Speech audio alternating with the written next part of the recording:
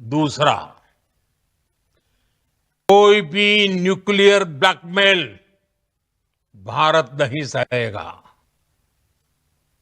Nuclear blackmail की आड़ में पनप रहे आतंकी ठिकानों पर भारत सटीक और निर्णायक प्रहार करेगा।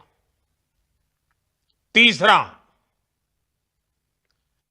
हम आतंक की सरपरस्त सरकार और आतंक के आकाओं को अलग अलग नहीं देखेंगे।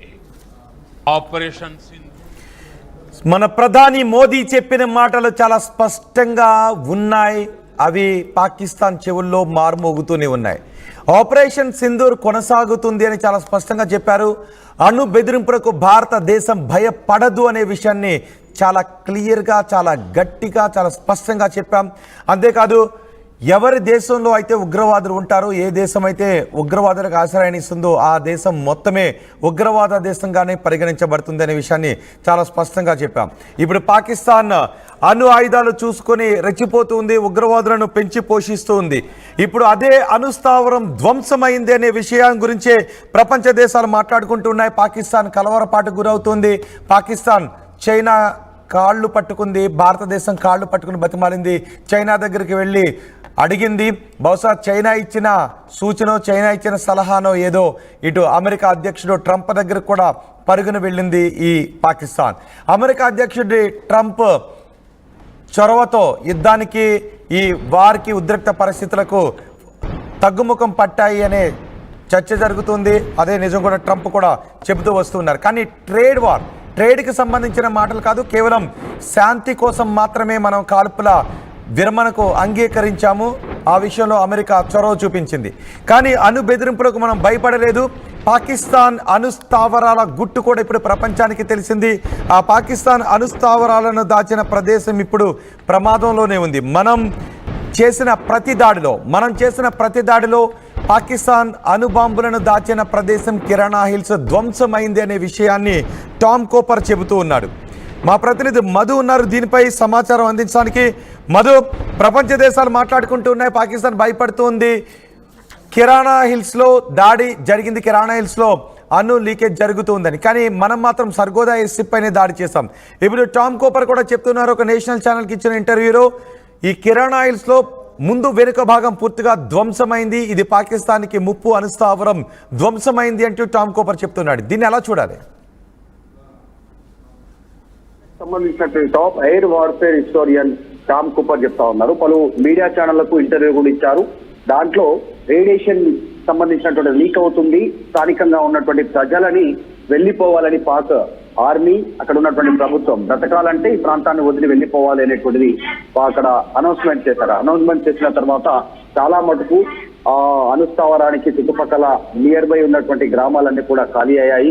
వాళ్ళందరినీ ఖాళీ చేసి తీసుకెళ్లారు. అక్కడ స్థానికంగా ఉన్నటువంటి వ్యక్తి ఒకతను వీడియో పోస్ట్ కూడా చేశారు పాకిస్తాన్ లో. సో దాదాపు ధృవీకరణ జరుగుతూ ఉంది.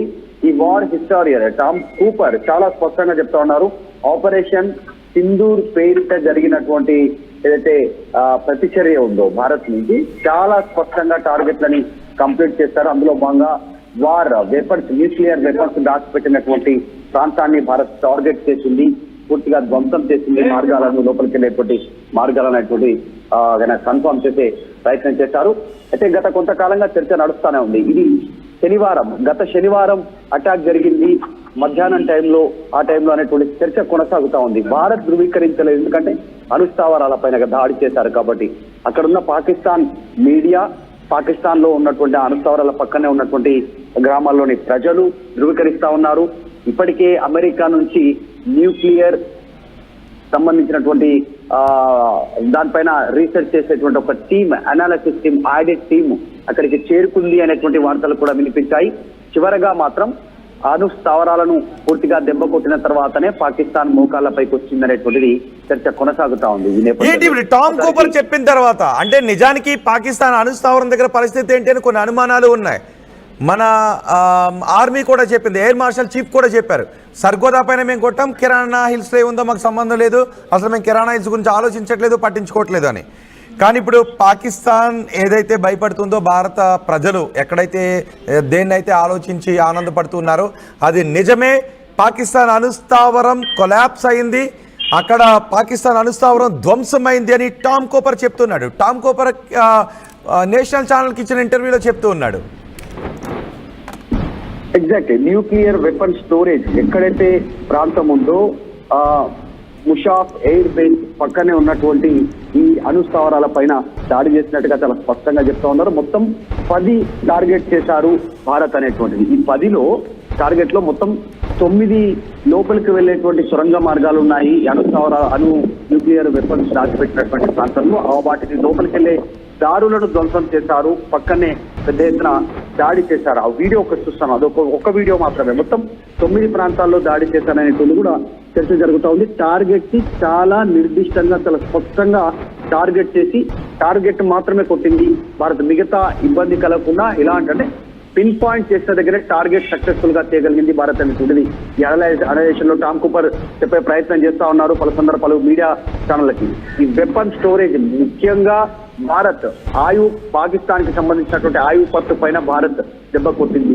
పదే పాకిస్తాన్ నోటిమెంట్ వచ్చే మాట ప్రతి సందర్భంలో మేము అణుబాంబులు ఉపయోగిస్తాం, న్యూక్లియర్ వార్ చేస్తాము, న్యూక్లియర్ మొదలు పెడతాము, పాకిస్తాన్ నుంచి బాంబులు తీసుకెళ్లి భారత్ పైన వేస్తాము. ఇదే మాటను పదే బదింపు చేస్తాం. దీన్ని భారత్ చాలా సీరియస్ గా తీసుకున్నట్టుగా తెలుస్తా ఉంది.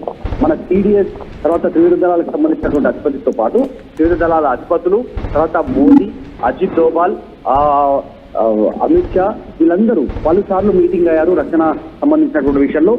ఆ బెదిరింపును సీరియస్ గానే తీసుకున్నారు. అందులో భాగంగానే దాన్ని దెబ్బ కొట్టారు. పాకిస్తాన్ న్యూక్లియర్ సంబంధించిన దాచిపెట్టినటువంటి అవి ఇప్పుడు బయటికి తేలేరు, లోపలికి వెళ్ళి రిపేరు చేయలేరు, అంత వ్యవస్థ లేదు పాకిస్తాన్ దగ్గర ఇప్పుడున్న సిచ్యువేషన్ లో. సో వాళ్ళు అమెరికా పైన ఇంకా రష్యా పైన ఇతర దేశాల పైన ఆధారపడాల్సినటువంటి సిచ్యువేషన్ ఉంది. దాన్ని రిపేర్ చేయాలన్నా, ఆ రేడియేషన్ ని ఆపాలన్నా, రేడియేషన్ పెరగకుండా ఆగాలన్నా. కాబట్టి ఆయువు పట్టు మీదే భారత్ కొట్టింది. ఆపరేషన్ సింధూర్ సక్సెస్, పూర్తి స్థాయిలో సక్సెస్ అయింది. టార్గెట్ ఉగ్రవాద శిబిరాలు, తర్వాత పాకిస్తాన్ లో ఉన్నటువంటి ఎయిర్ బేస్, డైరెక్ట్ గా ఇప్పుడు న్యూక్లియర్ వెపన్స్ దాచిపెట్టిన ప్రాంతాన్ని భారత్ టార్గెట్. ఇది టామ్ కూపర్ స్పష్టం చేస్తా ఉన్నారు. ఆయన అనలిస్ట్, హిస్టోరియన్, చాలా యుద్ధాలకు సంబంధించిన అనలిస్ట్ గా పనిచేస్తున్నారు. ఆస్ట్రేలియాకి సంబంధించినటువంటి వ్యక్తి. పలు అంతర్జాతీయ ఛానళ్లలో చాలా స్పష్టంగా క్లారిటీగా చెప్పేటువంటి ప్రయత్నం చేస్తాం. నిజానికి మనం అణుస్థావరం గురించి మాట్లాడలేదు, కేవలం మనం మాట్లాడింది పాకిస్తాన్ అణు బెదిరింపులకు మనం భయపడమని చెప్పాం. మన టార్గెట్ సర్గోదా ఎయిర్ బేస్ అని చెప్పాం. కిరాణా హిల్స్ లో ఏముందో మాకు తెలియదు అని చెప్పాం. కానీ ఇప్పుడు పాకిస్తాన్ భయపడుతున్నట్టు ఈజిప్ట్ నుంచి వచ్చినటువంటి బొరటన్ కెమికల్ కావచ్చు, అమెరికా నుంచి వచ్చిన ఫ్లైట్, అమెరికా అధ్యక్షుడి ఆతృత, ఇవన్నీ చూస్తే పాకిస్తాన్ ఇప్పుడు చాలా ప్రమాదంలోనే ఉంది అనుకోవాల్సిన అవసరం ఉందా? పాకిస్తాన్ ఇప్పుడు నిండా మునిగిపోయి చాలా ప్రమాదంలో ఉంది అనుకోవాల్సిన అవసరం ఉందా? ఖచ్చితంగా టామ్ కూపర్ ఇంకొక కామెంట్ కూడా చేశారు. నిజంగా ఈ పరిణామాలన్నీ కూడా అవే రోహిత్. ఇమీడియట్ గా ట్రంప్ రియాక్ట్ కావడము, నేను